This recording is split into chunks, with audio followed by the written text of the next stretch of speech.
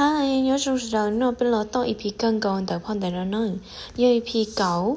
page 184 The Secret to Life ความลับของการใช้ชีวิต Collusion the Learning 1. You get to fill the blackboard of your life with whatever you want เจ้ามีโอกาสในการเติมแต้มกระดานดำของชีวิตเจ้าด้วยสิ่งใดก็ตามที่เจ้าต้องการก็มอใจเราชาวเที่ยก่อเจ้าก็ได้เตอดูเดก็รู้นิ่งเจ้าช่วยอยากว่าก็สะต้อง Number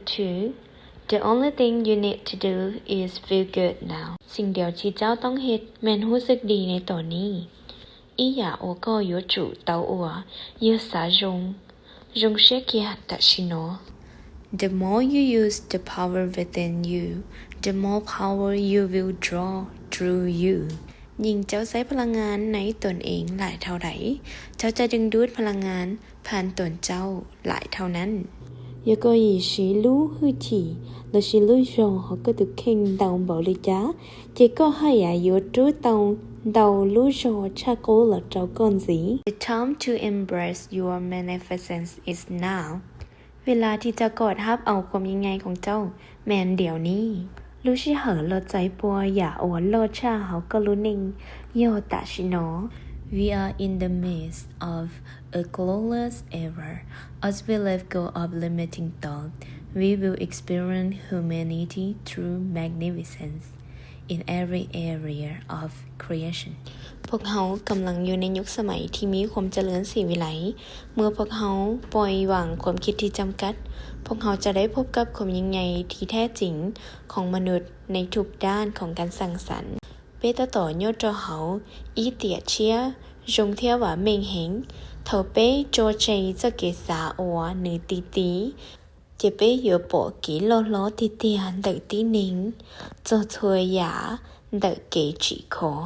6. Do what you love. If you don't know what brings you joy, ask, what is my joy? As you commit to your joy, you will attract an avalanche of joyful things because you are radiating joy. เฮ็ดในสิ่งที่เจ้าฮักถ้าเจ้าบ่ฮู้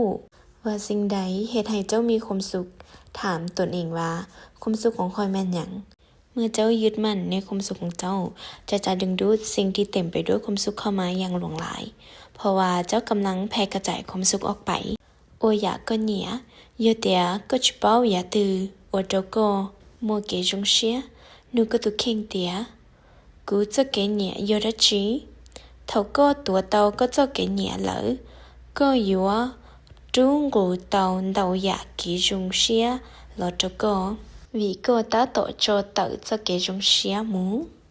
7. Now that you have learned the knowledge of the secret,